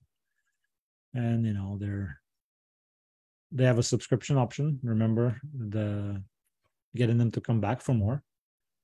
Right? They have different sizes. So instead of buying 1 pack, you can buy 5 pounds. So that's getting them to buy more in a single transaction. And frequently bought together. So you can buy a mug.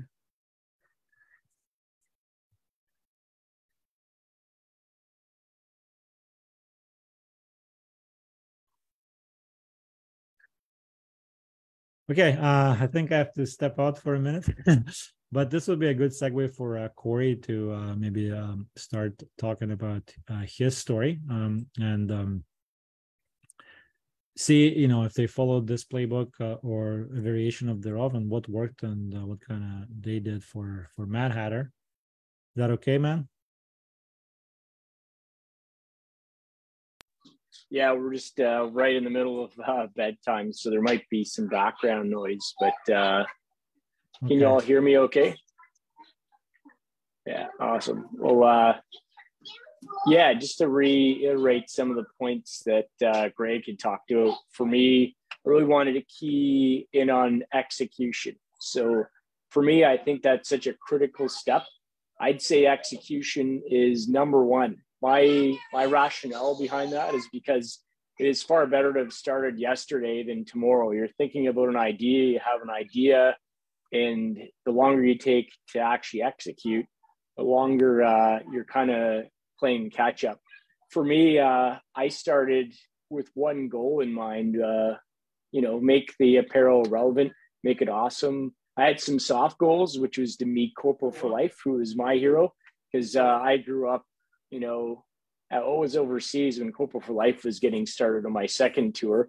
And it was really cool to finally get to connect with him. And then we started to really collaborate on ideas. And then he started asking for advice when he saw my production. And it was really cool. And the second one was to get into mechanics. So that goal was hit this year. But I think the way I'd started was just hitting the ground running with confidence. And I learned as I went. So the excitement I had and the enjoyment I had in the whole process and how I documented that through our media, that inertia and momentum is really how things got started with us. And it wouldn't have happened without really just hitting hard on that execution. We were off and running before really I even knew how to build a business plan or really what the idea was for business fundamentals. And I learned a lot of that going to events and talking to like-minded individuals.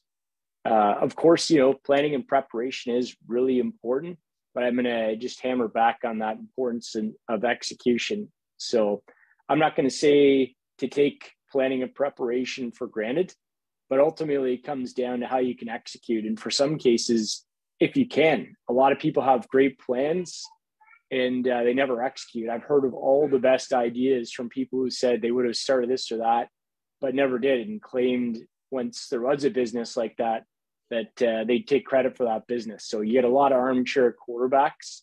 Really, the true veteran entrepreneur, where the metal meets the road, is on the execution part. So having a great idea is good. Executing, to me, is that critical part. It's the real meat to the engine of your business. What gets that traction, how things go. So, it is also why you have the motto, deeds, not words. You've heard of that before, because those actions speak for themselves. And ultimately, people trust what people do, not what they say. So the execution part is, it really kind of keys into that. And that's really just my personal opinion and mine only. But I'm saying in terms of execution and looking at that whole preparation over killing the preparation part because you think you want to have an advantage over the competition, I think that really only matters once you've built a successful business and are looking for slight advantages in the market. And I'll segue that if you haven't started your business, where a lot of you are right now, is that if you're looking for a niche to fill, then yes, absolutely is important to look at what others are doing versus not finding that niche and filling it. That's a great opportunity to take your time to prepare. But that catalyst for me, the action, the biggest catalyst is on the execution part. So keeping consistent and continuous, that's largely been what's behind our progression and growth for our company.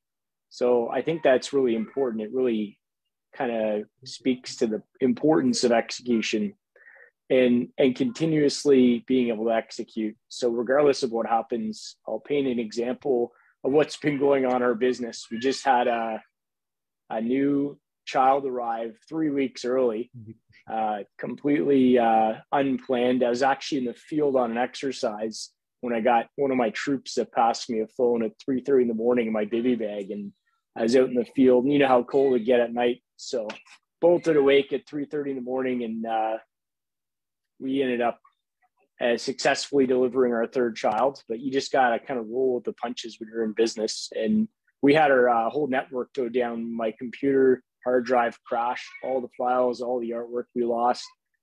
And we still have orders to fill. So we got that back up 2 days later. Luckily, I was able to rely on my team on the production side for resending the art files, because there's a lot of things I still do individually, but it's just another learning lesson. Keeping that continuity, the consistency is key. In fact, we moved completely to a different location earlier on. We moved from Toronto this summer out to the country, and our business had to keep going. So 2 days, we're still living out of boxes, but 2 days later, we're back up and running with our business. So it is key to be able to continue to constantly, consistently execute. And, you know, I think that's really where you outlast and outmaneuver your competition, is if you can really nail down that execution part with consistency and continuity, and don't let things phase you that just come your way. So I'll also say, in my opinion, in terms of veteran marketplace, I don't think there is any competition, certainly not with each other. I think helping each other out and focusing your competition on your own internal targets, ambitions, and goals is really where it's key to focus. And again, that ties into the point I brought up yesterday, where rising tide lifts all boats. I think the main objective for MHI, isn't just to be a niche veteran business. We are a veteran business first and foremost, but our niche appeals to everyone. Hence diversity in our slogan with the "Find Your Passion, Live Your Adventure" motto. Everyone has something that they love to do. It's our mission to help them find that and help them to do it. So we execute on that. We document some of those success stories. We've had semi-amateur racers in the pro racing circuit go up to racing street bikes. We have a young motocross racer that's doing really well. We've helped start a few businesses. So that's part of our success story. And then there's smaller, different goals. Like fitness is another niche of ours, where you have amateur bodybuilders that go on and, starting from our challenges, move on to other things. But really, for me, that's why I think execution is number one, because success loves speed, as Greg said. I agree. You know, you may miss the war if you spend the whole campaign in the war room planning. We all know those officers that have been armchair quarterbacking, but the NCMs getting out there, getting gritty, getting things done, that's your execution side of the business. And that's really what's helped us succeed, getting out there, learning all of the facets, but just getting going and catching up. I felt with our business, there was a lot of catching up to do, because I had a lot of brands I looked up to that were out there getting after it. And I wanted to be able to bring the same level of value to the community that I saw other brands doing, and that we continue to do and help with others. So that's essentially our story of where we are and why I think execution is so key. Do you want to add anything in there, Greg, or I see you're back now? Yeah, no, thank you. I missed the first half because I was feeding my son. No, I was just curious whether the high level steps of the e-commerce playbook that I shared earlier, did that resonate? Did you do some of them, all of them? Did you do anything different in your experience? Sorry, what was the question again? I was reading the comments and got distracted. Yeah, no, like basically like this the product launch framework. Was it pretty accurate as to what worked for you, or? Yeah, certainly. And you know what? We didn't play things textbook. It just kind of happened. Our influencer marketing and affiliates grew from our story. We attracted people that were like-minded. A lot of people I messaged directly. I spent a lot of time interacting, probably 3 to 4 hours a day, just talking to people, both phone, social media. and that validation, yeah, certainly when people started wearing our shirts, sharing our story, showing what they loved about the apparel, how comfortable it was, the story behind it, the design, those are certainly things that helped grow it. And then the story, we did a random visit with Coat of Arms TV. They dropped by our place one day, and it's still now probably one of our best videos that really highlights what we're all about and what we do. And I'm just gonna look it up now, actually. I'll drop it in the comments section. You can take a look. And that was completely like unplanned. They just reached out to us and said, hey, like, we're coming through. We're going to this protest for the gun ban registry. We'd love to come and chat with you, talk about your mission. And we shot it. It was just basically off the cuff. I've always found it's planning's good, but it helps when you just speak from the heart. It shows your passion in things. And for me, it takes the awkwardness off of planning. We don't have a plan per se.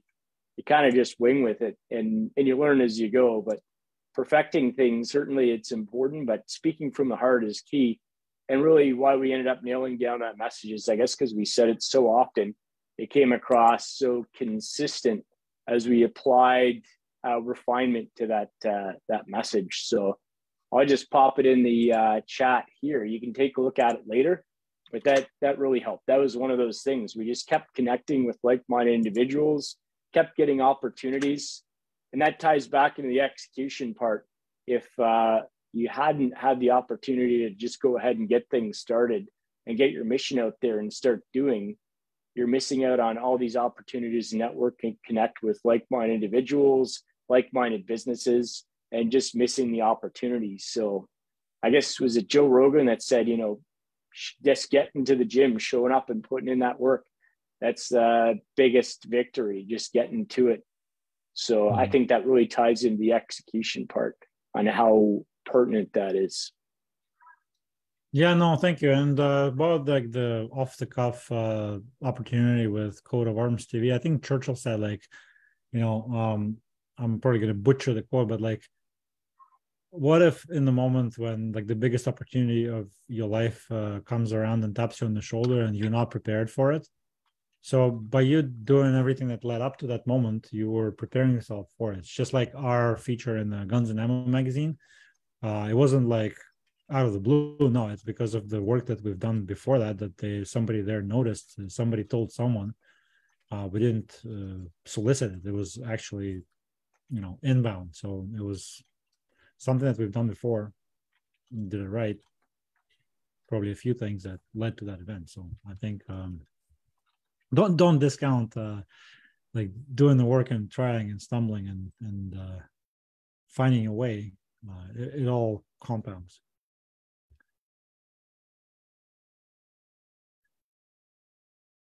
Cool. Well, thank you once again for sharing your launch and growth story for your brand. And with that, I think that sums up the execution. So it's probably the longest day,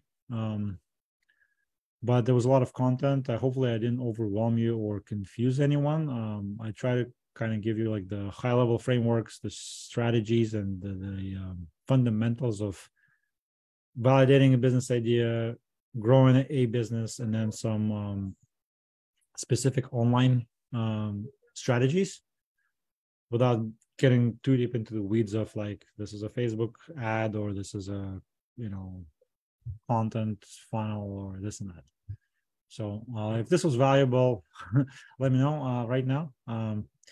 But we did learn the frameworks of launching and running businesses. Tomorrow we're going to do service and support. So these are some of the tools and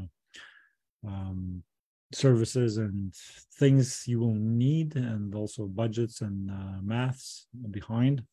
We're going to talk about tools, skills, financing versus bootstrapping, legal structure, etc. If you have any specific questions you can think of, make sure you drop one in the group or send me an email or whatever, just so that we can throw it in.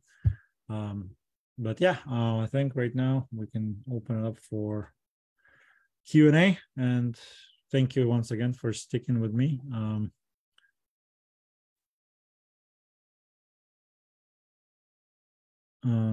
Very valuable. Learning what others do is critical. Everything so far has been extremely valuable. Thank you. I'm going to, yeah, and again, like I said in the beginning, if you like this, don't be shy. Please share it outside of the group, and make sure those who need to hear it, hear about your experience. You know, what you like, what you don't like.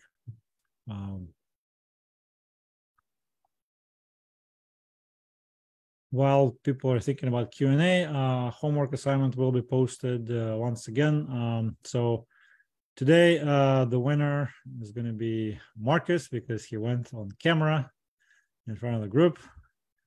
And I hope I drove the point across why I think going on camera is important, no matter how scary it may seem. And don't get me wrong, I understand 100%, but I also understand what happens if you don't do it.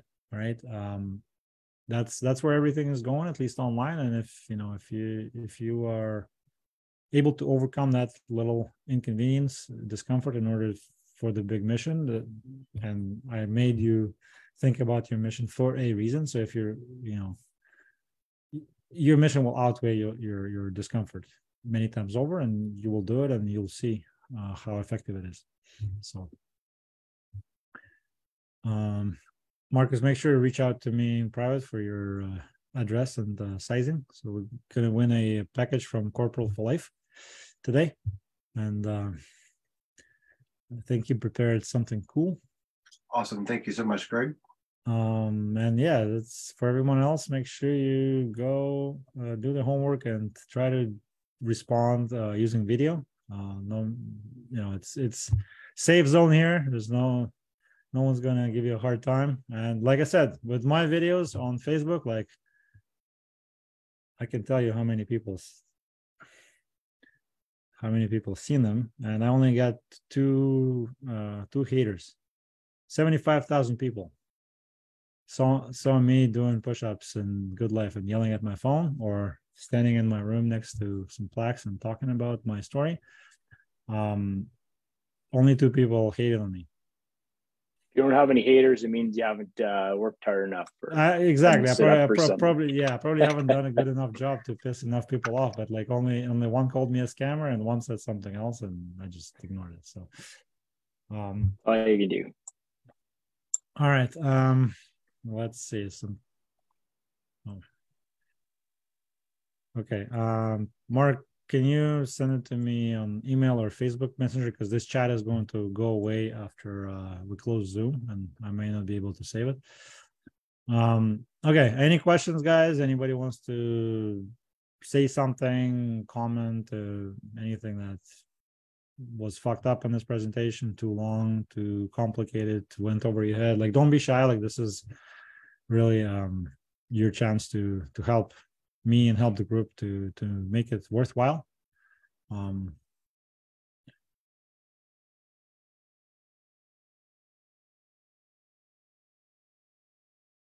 Okay, well,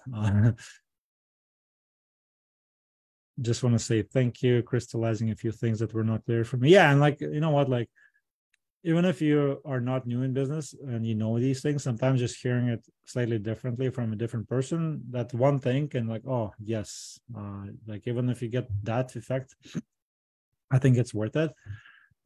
If you're new and some of this is way over your head, I hope it's like is stored somewhere in your subconscious, so then when the time comes and you are dealing with that in the moment, you will remember and say, oh yeah, I need to make sure that I do this and that. Boom. So yeah, and of course the replays will be available. If you want to come back and watch, rewatch some of this stuff, you can do that. So homework, basically, again, I highly recommend to complete day 1 and day 2, because it's important stuff about finding out more about yourself and your mission and your why.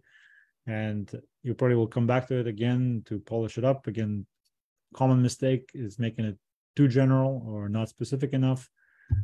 So think about that. And then, yeah, if you haven't done so already, like, write that headline about, what do you do when somebody in an elevator or a cocktail party asks you what your business is about or what you do?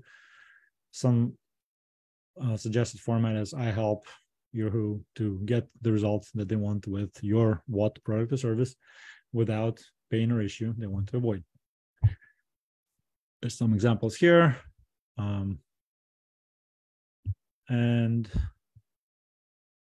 second part is, so what one sales mechanism from the ones that were listed here will you choose to launch your product or program? Or if you already have one going, what is the next one that you will try that you haven't already tried, and you choose just one? Keep it simple. And if you're a single product brand or company, now is a good time to think about your value ladder or the people also frequently bought together kind of deal. Those things will go a long way to help you stay in business longer and make more from each customer. And there we go. So yeah, that's it. If there's no questions, everyone's tired, you need to go back and do your thing. So do I. Thank you guys for joining. If you have any comments or questions afterwards, just drop it in the chat, in the comments on Facebook or in the group. Please be active in the group. Don't forget to ask questions, support each other, share the group. We still have 2 more days to go. So see you tomorrow, 1900 Eastern. And thanks, Corey, for helping out with today's presentation. Some last moment. Great, Corey. Thank you, both of you. See you Friday. I have a separate meeting tomorrow night. So, all right. Well, you catch you on the replay, man, and take care. Thanks, guys. Thank you, Greg. And Des here. I just wanted to say one thing you could continue doing is sharing the experience. I think that's really motivating, and it'll get people more active in doing what they might have been thinking about doing for a while. Yeah, again, it's like the more the merrier. Like if it's not just me, because like last year it was just me alone. So I think this year by bringing more people and showing that this is not just one Greg that has done this once and that's it. No, it's multiple people doing it. As I showed on day one, people that I personally met are making it happen every day. Other veterans, military, law enforcement, and achieving much greater thing that I have achieved. I had somebody reached out to me by email yesterday, actually this morning, that somehow found us, and he's this like OG marketing guy that spoke on the biggest stages in the world and consulted the biggest brands. He's a Canadian veteran, and he wants to help. So like things like that, the compound effect, some of the things that one thing leads to another, like you never know. So like, yeah, definitely we need more people like that. And I hope some more captains of the industry will come in and do a masterclass or help answer questions, and the network as well. So like I made an intro today to somebody in the group who needed some advice that I wasn't really qualified to give, but I knew somebody who was. So they already had a conversation on the phone, and they said it was valuable. So things like that, they're also great. And thank you. Awesome. By the way, Corey, when are you going to ship his order? I will get to that. If not tonight, definitely before Friday. So I'll get you a shipping tracking number. You got to get in your fulfillment, man. Yeah, the fulfillment, that's the next goal, is get that done. We're just not at the numbers just yet, but we have had conversations. So once the numbers are right or we get the right offer, we'll take care of that. Yeah. All right. Cool. Next goal. Thank you. All right. Thanks, guys. Have a good night, y'all, and enjoy the rest of the evening. Sounds good.